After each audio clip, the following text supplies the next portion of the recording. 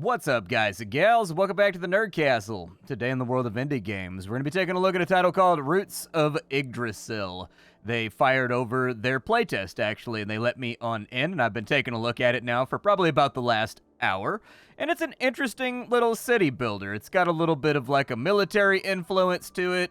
It's got a little bit of a positional influence to it. And I'm sort of having trouble thinking of any other game that's playing around with the ideas that this game is playing around with. Actually, a game that we covered recently, Landnama, would probably be the closest, which is actually interesting to me that two games in parallel are working on kind of like the same original idea, or at least like things that are kind of like in the same wheelhouse of like, is it casual? Is it a city builder? Like, is it a game that like you can die in and get taken out, or is it a game you're meant to like relax and focus on placement? And on top of that, both of them have kind of like an exploratory, like time-based aspect to them, where a lot of the gameplay is going to be revolving around how you manage your time and what you decide to do turn by turn. And so I liked Landnama enough that when I started playing around with this and seeing some of the similar elements there that they share, it made me interested in trying this one out too. So that's what we're going to do today. I'm going to play for about 30 minutes. We're going to see if this is a game you wanted to add to your wish list. It's not out yet. They're still doing playtesting. You can sign up for the playtest, I think, on their Steam. There's like a little green button on their Steam page down there where you can sign up for the playtest and maybe they'll let you in. But let's go ahead and get started. If after watching this you wanted to get the game for yourself, link down below as per usual. And then of course I'll have links to all my various like live streams and stuff like that, Twitch, Twitter, just in case you wanted to slide on through and you just wanted to inundate your brain with further Splattercat thoughts. Let's go ahead and start a game. So this game is run-based. It's actually a roguelite, interestingly enough, which is another factor that I kind of like about it. The goal of the game is you are in sort of the Viking post-apocalypse. This is after Ragnarok. We have survived. Thor is dead because he had to fight like Jormungandr or whatever, and he's gone. But the world is like reforming after Ragnarok takes place, and you are part of Viking expeditions going out to find these various flying islands and to piece them together and restart society.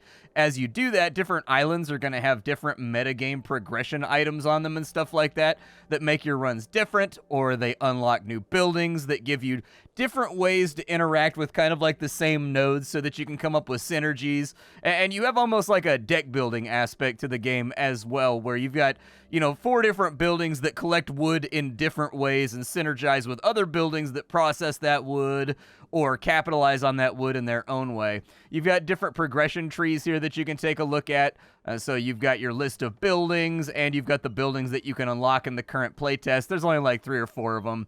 You've also got the Roots of Yggdrasil over here. This is kind of like the RPG-style progression for your Viking clan. It allows you to unlock new things that give you a better chance of winning the next time around. The game is tastefully animated. It looks good. I think the art is fine. It's a little pastel-y for my taste. I don't like pastel colors, but it's fine. It's no big deal. And so we can prepare an expedition. We can start out with a house. We start out with Thrasir as our scion. Your scion's going to be used for various things throughout your adventures. Sometimes you need them for like a certain quest or something like that. And so it looks like we've just got Thrasir for right now. Let's go ahead and start our expedition. I have played the tutorial of this game, and I have fiddled around with it a little bit, so I think I somewhat understand the core tenets. I think it should probably be good. We've got our prophecy over here. Let's go. She was here before. She is here. She will be here again. She wants to alter fate, and she already did. She will again. We will help. Okay, so the Norns, effectively the Fates, they're the ones that decide whose thread gets cut short and whatnot. With the Norns, we get a boon at the beginning of the game. And so if we take the Swan Feather, that means that we gain might every single turn. Might is a military stat that your cities build up in order to deal with threats and to deal with monsters and stuff like that. It's usually conceptualized. You don't have like RTS control of an army or anything that you're going to send at the enemy. Usually it's like, oh, you're under attack by giant space wolves or something. Do you have enough might to hold them off? And then you're like, yes, I do. And then you kind of just move on. We've got the Falcon Talon over here, which means we get 15 bucks at the beginning of every seedbed. Or we can get 3 rerolls. I'm just going to take the rerolls for right now. And we can go to Vanaheim on either side. It doesn't really matter. We'll go Vanaheim left then. I'm glad to join you on this expedition. I'm sure your building skills are going to come in handy. All right, so we've got objectives inside of this loop. So this up at the top is the timeline. This is not like strictly the end of the game, but basically you're trying to build up your society as much as possible before you run out of time. The game gets harder once you run out of time, but really what you're trying to do is you're trying to optimize your city so that you can actually set loose and leave to go to a new island inside one of these areas right here, and you'll get more bonuses depending on how fast you can do it and how effectively you can do it. A little bit of a busy UI right now, so I'm going to close that off for a second. Over on the left, this is all the stuff that you need to know about your society. So you've got your Iter over here, you've got your might, which is your military power, you've got your supplies, which is effectively your money, you've got your population. Every time your population hits a new threshold, it will unlock new things that go into your deck that cause things to happen like in their own way. And so what we need to do now is we kind of just need to play the game. So we've got an old ruins right here. Draft a new building when there are 4 houses nearby. Okay. So it wants me to build 4 houses near this thing. We're going to have to figure out how we want it to fit. Our houses are going to be of different sizes. So there's our first house down.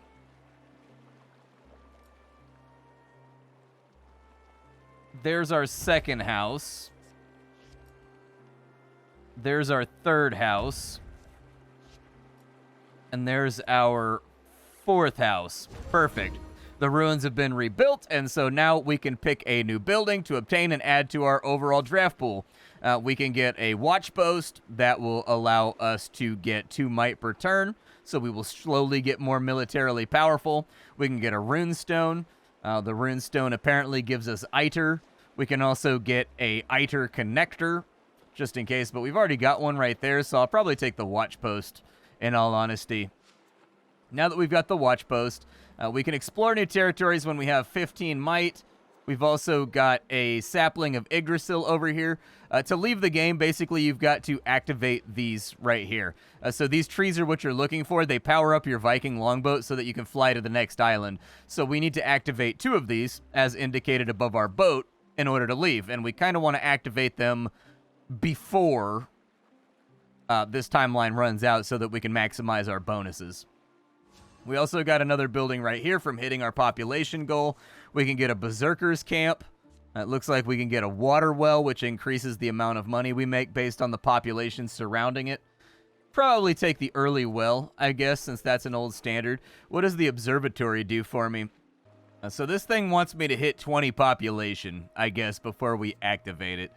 I think there's a pretty good argument to be made that I think we're going to have to work on our equipment post is good. So if we get the equipment post inside of here, it'll give us 13 might. I think that's a good place to start because that means I can scout this way because it takes 15 might to fight our way across that bridge right there. And we still have 20 bucks left. I don't know what I want to spend it on, though. I don't retroactively get the might once the equipment post is down. That's what I wanted to test. All right, that's fine. We got to wait 2 turns, and then this will be done over here. And as you can see, when we bypass a turn, womp womp, it goes up. We've also got early bird, so buildings cost half for the first 5 turns. Man of action, once per turn, gives 10 supplies when an action card is used. Okay, so that's pretty good. And then enemy incursion, every 5 turns, we will lose 50 supplies. Yeah, so that's a little bit rough. Don't absolutely love that. What does this do? If I build a bush with a bunch of houses around it, I get some money added. All right, I'm going to go ahead and do that then. We don't really have room for anything else here. I suppose I could put down the observatory, because why not? It doesn't cost me anything. Our first observatory. It's going to generate Iter every turn. We can use it to look to the stars and control our fate. All right, let's have a look at that. I haven't seen this mechanic before. The stars have revealed their secrets. Choose an action card to add to your hand. Create 3 random resources in a radius. We've got Ready Your Scion's Power. Or we've got Destroyer. Destroy a building and gain 15 supplies. Probably just take Destroyer then. Is this retained? Does it like stay in my hand?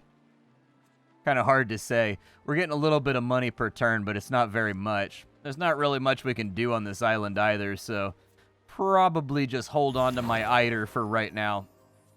This guy's ready to go, and as you can see, we've unlocked a new area of our little island. We've gotten a shrub right here. I can place it right there, and it'll bump me up to 10 gold per turn. We've also got iron digs. Did we actually get... Oh, we did get some trees over here, but they're not going to be that useful. This Eider source can be used to power up a strong building. I wonder if I can connect it with the Eider thing to go over here. We're going to want a house right here, and the reason for that is if we get the Lumberjack card, we can put down Lumberjacks to capitalize on these trees, but the Lumberjack needs a house, and it needs 3 trees in order to function. And so I figured we'd give it a run right here. Maybe we'll even throw in a separate house right there just to make sure we both got them down. We are spending a lot of money, though. On the next turn, we've got a water well, so that increases our cash flow by quite a lot so long as it's near houses. So we will deploy one of those. That gave us a +2 right there. Looks good. We've also got a watch post. I'm going to put that right there so that we start generating a little bit of might per turn so that we can start dealing with these enemy incursions because we've got an encampment of Draugr right here that needs to go. We've got more sturdy housing. We've got another water well over here, but the water well isn't satisfied by the amount of houses we have just yet. Could fit one in right there, though. Do it. Let's go ahead and get some extra cash flowing around. I need 15 might to make all this happen. I'm going to lose 50 supplies pretty soon anyways, so I'm just going to drop a house in. Because I think in a turn or two, we're going to lose everything anyways, so who cares? We definitely want to get the logging camp in right there to increase the amount of money that we're generating. We probably want to get another house and another shrub in over here. But that's sort of like life and where we're at right now. There goes all my supplies, unfortunately. Technically, I could destroy, like, a water well back here. And that'll give me 15 bucks back, which would be nice right about now. I would absolutely take it. If we could fit in another house right here, might be able to do something there. We get a free house right here, so we'll go ahead and mash one of those out too. There we go. And then with the logging camp, we can't really capitalize over there. We've only got 2 trees on that side, so there's not too much I can do on that side either. Really need some military buildings to come out, actually. We're not really getting anything that's increasing our might at the moment, and unfortunately, everything requires might for us to deal with.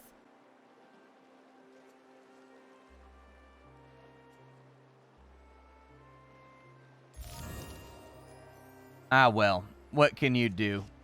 It's the way things go.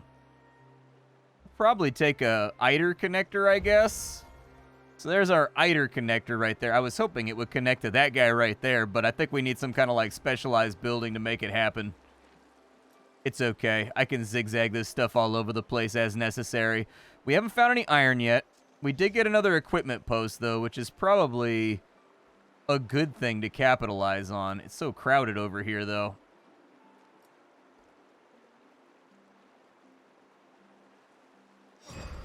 There's 11 more might. That 11 might will either allow us to scout or wipe out a Draugr camp. I think the Draugr camp is probably every 3 turns lose 2 population. Ah, that's not great. That's also a problem. We're going to have to deal with that one first, I think, because I can replace the missing supplies, but replacing everything else is a tad more difficult. So we'll drop you right there to get a little bit more. We'll take on this guy right here and get rid of their negative effects, and that also clears out a building area that we can play around with, which is good. And I think that's going to be pretty much our turn for right now. We don't have too much more to play around with. I think I am going to use a little bit of my Eider to see what I can pull out. So create 3 random resources, not a bad idea. Create a house for free. Destroy a threat. Yeah, I want destroy a threat. Let's go ahead and do that. And we'll kill that guy right there. Okay, so now we should have a much more decent flow of resources. Poof. That was a close one, man. I was kind of wondering how I was going to reason my way through that, but I sort of like the patter of this game. I call that the patter, when a game's got like a tit-for-tat mechanic, where it's like, I've got this, I want to get that, how do I trade my way into getting it so that I can eliminate this third thing? And I call that kind of like the patter, like the back and forth that a game has. It's kind of the sending and receiving fire that makes the game flow forward, and I think this game has that in spades. Let's see. Just still getting too many water wells and whatnot. I'll keep working on my economy and making it a little bit better, because that's all I can do for right now. We're sort of waiting on might to happen. There's more equipment posts. We can fit one in right there, and that'll give us 11 might, which allows us to scout that guy right there and get ourselves moving. And that thing wanted 20 population, and this thing wants 200 bucks. Who would have known, man? You go on a great and powerful quest for Ragnarok, and the universe is like, the ending of your quest is you giving me 200 bucks. This quest seems a little underwhelming. If I wanted to spend 200 bucks, I could just get on Amazon, man. A huge storm is on the horizon. They are becoming more and more common since Ragnarok. Every turn it will move around on the map. It's dangerous to build in the storm, so plan ahead. Okay. Fair. And we've got another equipment post over here. It looks like we can fit that equipment post in there, which is good. We also got a free house, which is really nice. So I will take a free house, too. Actually, I'll probably hold on to my free house because we're about to uncover like a new landmass. Oh, this one wants 2 wells or something nearby. That one might be easy to unlock. We might be able to get that one right now. We're almost out of time anyways, so things aren't looking good right now. Still haven't found any iron or anything either. We've had kind of bad luck on this run. Not a whole lot of things that look super helpful. And if we build an empowered building over here, we will activate that one. Okay. Dropped in 2 shrubs, which made me make a little bit of extra money. What do we have over here? We have a new threat. Okay, so what does this guy do? Reduce buildings range by 25%. Well, that's obnoxious. Okay, we're going to have to get rid of that guy too. But we will start by putting in some houses over here. And then we've unlocked a new building, so we can get an equipment post, a berserker camp, gain a smite card. Yeah, that sounds good. I'll take that right now, because if I put that next to that guy, I think it should allow me to kill him without too many problems. Little bit of texture gore right there. Unfortunately, the little tile that allows you to unlock the neighboring territory is overwritten by terrain. So that's one of those things that's going to need to be fixed in later editions. For now, it's a playtest, so that's exactly the kind of thing that we're looking for. Put in a house right there, too. And let's wait a turn and see what happens. So this guy wants water wells near it. So if I can build one more house, I can put in a water well right there, and that will. I'll put a water well back here, and then I'll try to build more houses around it and put another water well right there to satisfy that one so that we can fuel up the ship. And we'll kind of see how this whole thing goes. There's our berserker camp. So we'll go ahead and put that in. We got our smite. That gets rid of that dude right there.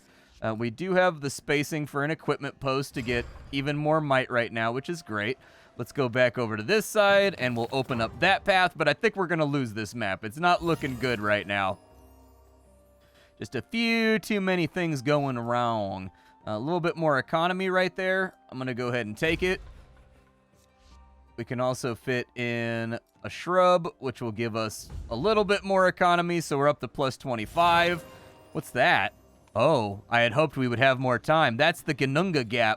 The what? How do you know about that? No time to explain. Just try to get out of here before it gets to the ship. And you better be quick. It waits for nobody. It will literally move on its own. The Ginnungagap will skip your turn automatically every couple of seconds. Keep an eye on your turn button at the bottom right of your screen to see when it's going to spread. Okay. I will keep that in mind. We have enough might to clear that way, but I don't actually know if it's worth it.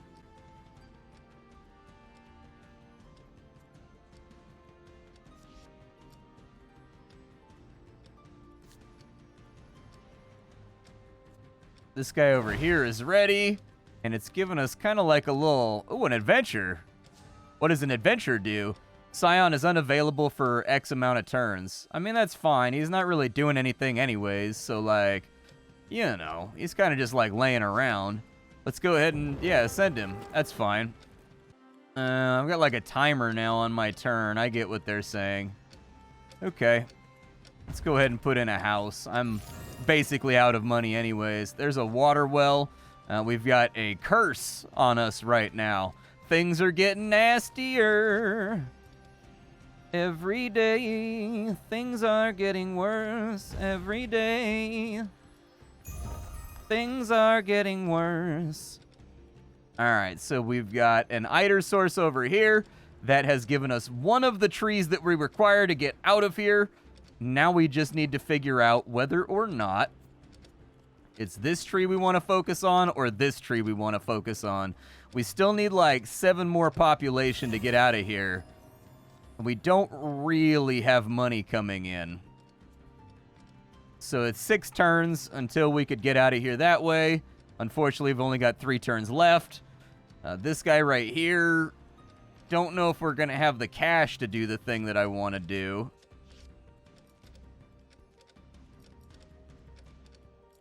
What does this guy want? He wants an Eider building. Oh, I don't have any connectors. I might be able to connect one, though, fast enough. I suppose we'll find out. For now, I'm going to kind of passively work on the population cap that it wants me to hit. You're back! Well, I don't know exactly what it did now that he's back, but he's back, so that's good. Let's go ahead and we'll build some more houses. That'll give us that right there. We could get the lumber mill. That will turn trees into money, but we already kind of have that. We've got a fishing trap. We can exhaust it to get $5. Fishing trap's not terrible. I guess I'll take it. Honestly, I think the population play might be our goal here. It's feeling that way anyways.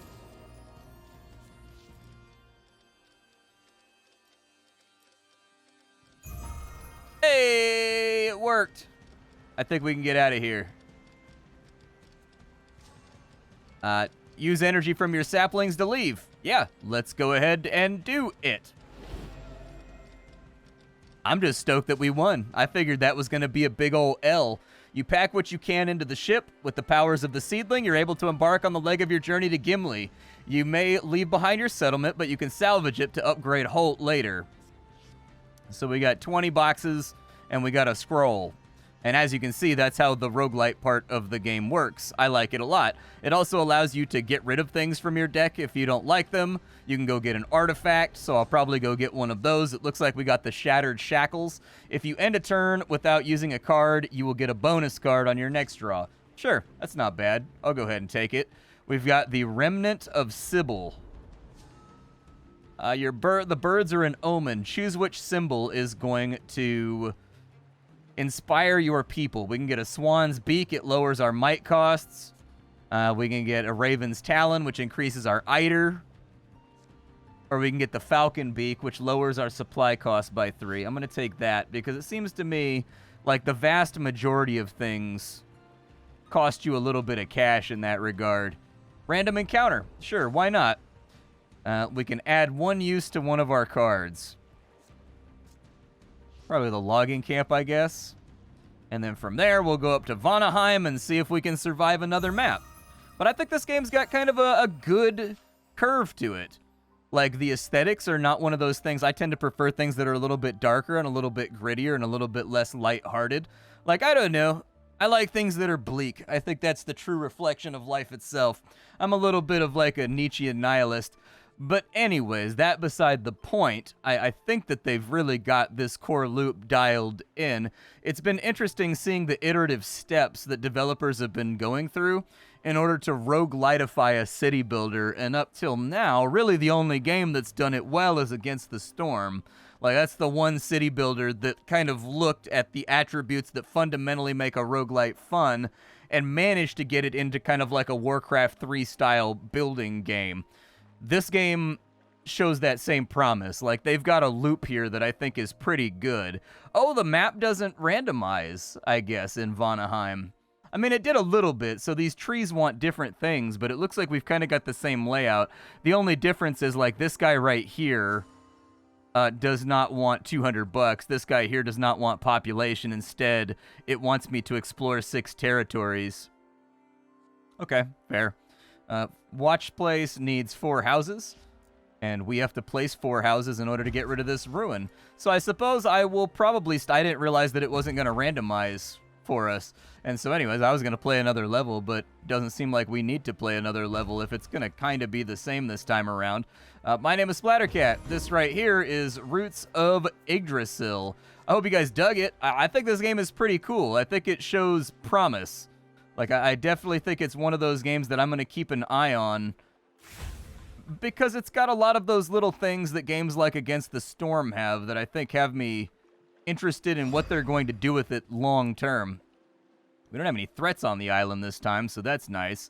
Oh, wow, the roosters crow, so we get 5 less turns. Ooh, and there's random events this time. Was there random events last time? There was, I think. If I can get another equipment post in here to make that guy happy, we'll get a free building. Yeah. Probably take another fishing trap. We've got an eider connector, but I don't think we have anything that needs eider right now.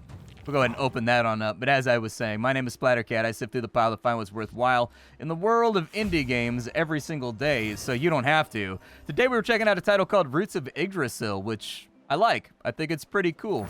I don't think this is a bad game. I think this game is actually off to a really good start. One of the things I noticed about it that I would maybe change, it's almost like a lot of the art in this game has been compressed or like stretched. So if you take a look at sort of like the line work on these, for whatever reason, there's little squares and pixels missing from it, almost as if this was designed for like a much smaller screen and then scaled upwards. And it's got like a little bit of stretch and almost like a little bit of like compression artifacting to it around the edges of all of these. That's like one of the things that I noticed about the UI and the character portraits, is they all seem to be like stretched, or maybe not like in pure HD. But other than that, that's really the only thing I noticed about the game that made me curious. Like, I wonder why that is. But I mean, it's not that huge of a deal. The game's core gameplay loop is still good, and it's still completely and totally playable, and also compelling, if you ask me. And so, you know, Roots of Yggdrasil, check it out. See if you can get into the playtest. My name is Splattercat. I sift through the pile to find what is worthwhile in the world of indie games every single day, so you don't have to. Today up on the chopping block, we were fiddling around with said game. Tomorrow we will be fiddling around with a different game. Hopefully you will enjoy it as much then as you enjoyed it this time. If you didn't enjoy it this time, well, you know, curse of variety content. It sort of is what it is. But the good news with variety content is that I'll be back tomorrow with more variety, so maybe tomorrow's video will be to your liking. I will see you all later. Thank you for sharing your time with me. And I think that's about all I've got for right now. Bye, folks.